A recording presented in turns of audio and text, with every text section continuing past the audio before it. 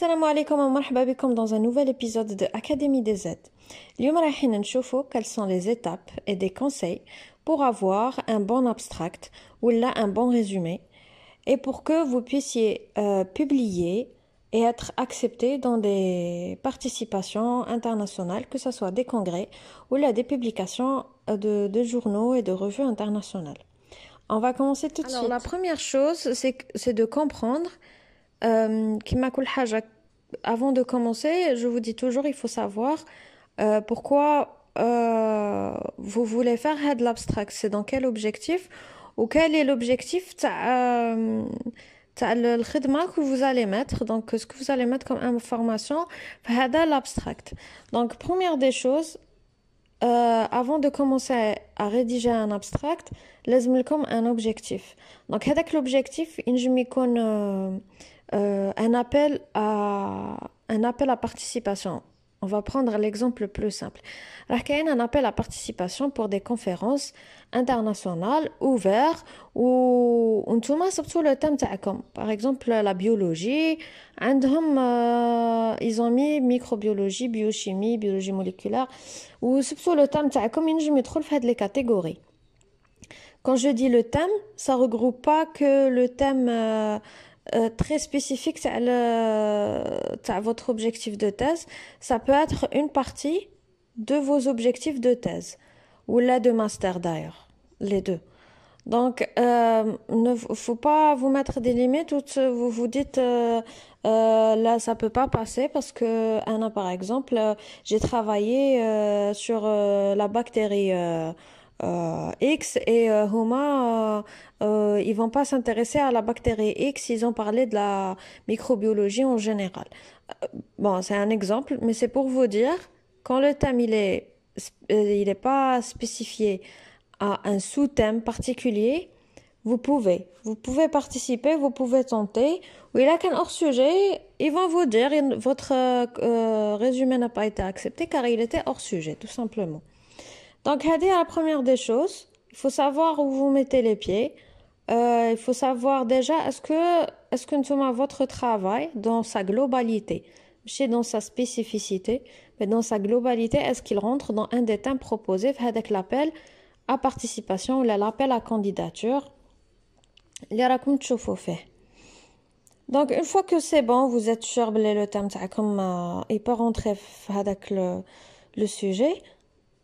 Ce que vous pouvez faire, c'est que sur le travail تاعكم, donc toutes les données que vous avez, et vous voyez qu'est-ce que vous pouvez faire avec toutes les données pour une participation de congrès. Bon, là j'ouvre une petite parenthèse parce que au fait il y a deux cas de figure. Le premier cas, c'est que l'encadrant تاعكم il va vous envoyer l'appel à candidature ou là il va vous inciter à participer à la conférence ou là. Donc ils vont vous guider vers ce qu'il faut faire, vers ce qu'il faut mettre dans l'abstract, le titre, quelle partie des données تاعكم تخدموا بهم, etc., etc. Si c'est pas le cas, par exemple, c'était mon cas, c'était à moi de trouver quelles idées je voulais partager avec les conférences ou les publications ou là. Donc, c'était à moi de trouver les bons éléments à rassembler et après j'envoyais pour les corrections. Donc, ça dépend de moi dans quelle catégorie vous êtes. Soit vous êtes dans la catégorie vous avez des encadrants, vous avez une équipe de recherche ou vous êtes guidé. Et donc là, c'est plus simple. Ou là, c'est pas le cas. Ou là, vous devez vous débrouiller pour trouver un titre, trouver quelles données utiliser, ou sur quoi vous spécifier, etc. Maintenant, je vais pas rentrer dans les détails. Comment réussir à créer sa propre idée, on va dire, parce que là, c'est vraiment, ça dépend des sujets, ça dépend des personnes, ça dépend des thèmes, des spécialités, etc. Mais ce que je vous conseille de faire, c'est de voir sur Internet soit des abstracts qui sont à peu près dans les thèmes تاعكم pour vous inspirer. Donc, comment ça s'appelle, des fichiers PDF sur Internet, c'est des conférences partout dans le monde. Bien sûr, je vous conseille toujours de faire votre recherche en anglais parce que vous avez plus de choix. Donc, une fois que c'est beau, regardez un petit peu comment les résumés sont faits. Ou inspirez-vous de ça pour créer votre propre résumé. Je vous rassure, le premier résumé que vous allez faire, il sera pas terrible, mais c'est normal. On commence toujours quelque part, il faut bien commencer. Donc, il a ma cache مليح, معليش, راكم تتعلموا. Donc, je vous conseille de faire ça pour votre première expérience. من بعد, c'est bon, راكم identifié tout le thème que vous voulez traiter avec l'abstract. Donc, ce que vous remarquez, c'est que l'abstract لازم له une introduction, بعد l'objectif, بعد كاين il demande matériel et méthode, كاين ou la méthodologie en général, ou كاين les non. Ils disent il faut parler de ça dans le développement de votre objectif, les résultats. Donc, comment il fractionne, comment il va vous demander de fractionner. Il vous demande de parler de ça dans l'introduction ou là dans l'objectif. Mais vraiment, ça dépend des conférences. Mais en général, comme introduction plus objectif. Donc, l'objectif est à la fin de l'introduction. Même comme la méthodologie. Même comme les résultats. Et enfin, une petite phrase comme conclusion. Comme je vous disais, comme un nombre de mots limité. Donc, il faut pas تكسروا لسانكم. Moi, et ça c'est une astuce, un conseil que je vous donne, c'est que je commençais d'abord par matériel et méthode. Même j'écrivais les résultats sous forme de tirets, genre des phrases très simples avec les résultats. Même je passe à la conclusion après mes résultats. Même je remonte pour faire l'introduction et l'objectif. Parce que parfois, avec les mêmes résultats, on peut formuler ça autrement dans la partie introduction et objectif. Et la façon, ça c'est universel, la façon dont on dit les choses joue beaucoup sur l'information et sur la communication. Yani, vous prenez n'importe quoi. Vous allez acheter une bouteille d'eau. C'est bon, une bouteille d'eau, une publicité عجبتكم تمشيو تشريو هذيك la bouteille d'eau la publicité عجبتكم. Plus que une autre bouteille d'eau, même si يقولوا لكم هذيك elle est meilleure, elle est plus riche en, je sais pas, en minéraux, elle est plus légère, هذه. Vous allez partir vers اللي عجبتكم la publicité تاعكم parce que les sentiments تاعنا ils jouent toujours, il y a toujours une part de subjectivité même dans le scientifique. Donc la façon dont vous allez formuler vos phrases joue beaucoup. Et le plus simple, c'est de faire des phrases courtes et qui vont droit au but. Même d'une fois que vous avez fait, vous avez écrit vos différentes parties, comme je vous disais, il faut trouver la bonne formulation. Même c'est bon. Donc, vous envoyez tout ça à votre encadrant ou vos collègues qui ont peut-être un peu d'expérience, ou là, vous leur demandez leur avis. Déjà, ils vont vous corriger d'un point de vue orthographe, grammaire et tout, que ce soit en français ou là en anglais. Mais ils vont aussi vous dire parfois, parce que la vision quand on fait quelque chose, ou la vision extérieure, elle change. Et surtout, quand on est vraiment focalisé sur un sujet, on est plus objectif avec le temps, parce qu'on a tellement la tête dans le guidon, c'est vraiment ça, qu'on n'arrive pas à voir de l'extérieur comment les gens ils voient les choses. On les voit de l'intérieur, ou on n'arrive pas à se projeter de l'extérieur. Donc c'est vraiment, vraiment, vraiment primordial d'avoir un regard extérieur. Donc, tout ça prend du temps.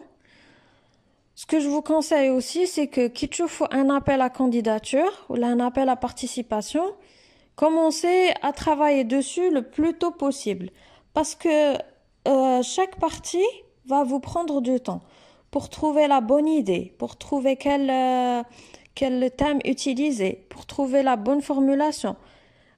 Les résultats, c'est comme parfois vous avez des résultats déjà qui sont prêts, ou vous voulez les utiliser, ou parfois non, vous avez des résultats qui peuvent être traités rapidement, mais ça qui sont pas prêts.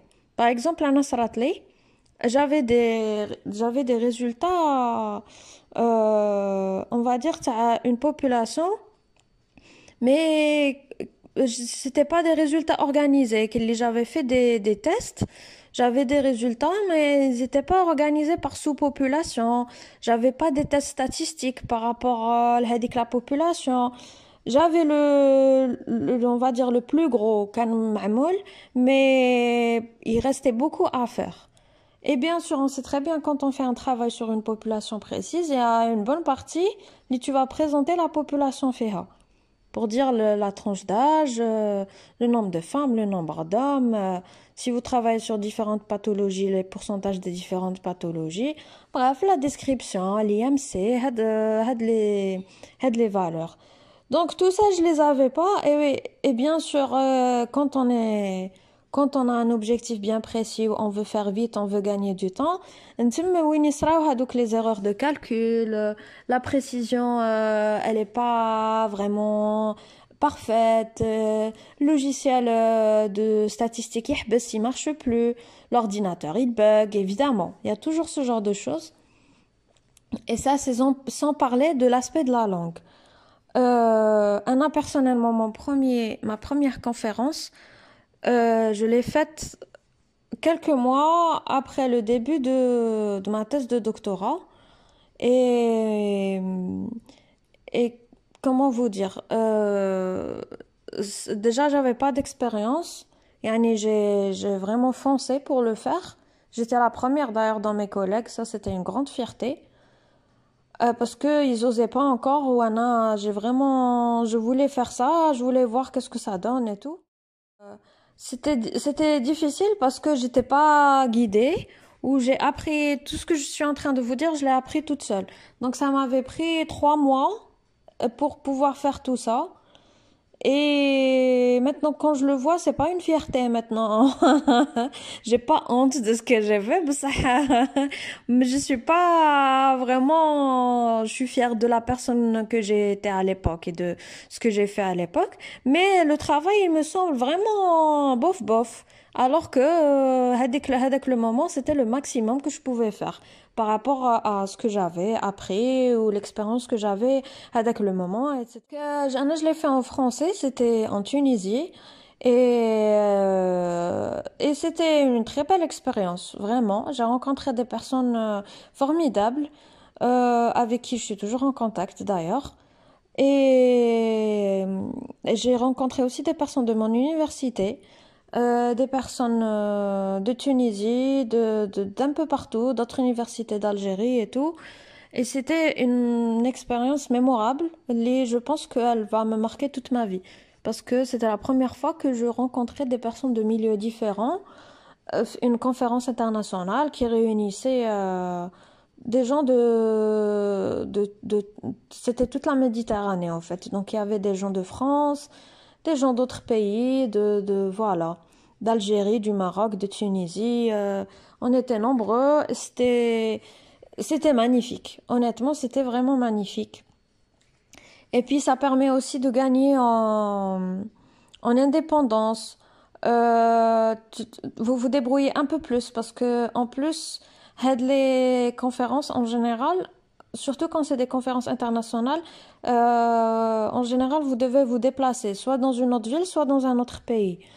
Non, personnellement, ça ne me dérangeait pas de me déplacer, au contraire. Où je voulais vraiment essayer d'autres choses. Où mes parents n'étaient pas contre, mais presque. Parce que, bon, ils savaient que c'était dans un cadre d'études. Ça, je le dis surtout aux filles parce que je sais bzaf ils en demandant que c'est pas évident, que c'est plus simple quand c'est dans la ville où on réside.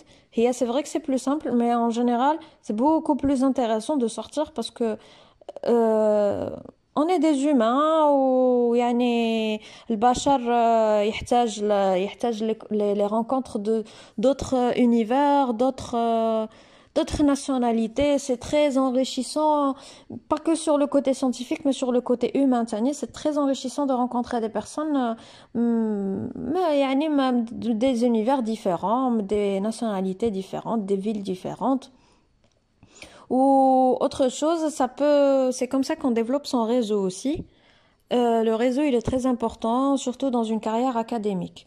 Pour faire des stages, pour faire d'autres rencontres, vous aurez besoin d'aide. Parfois, vous aurez juste besoin d'un avis scientifique sur un sujet.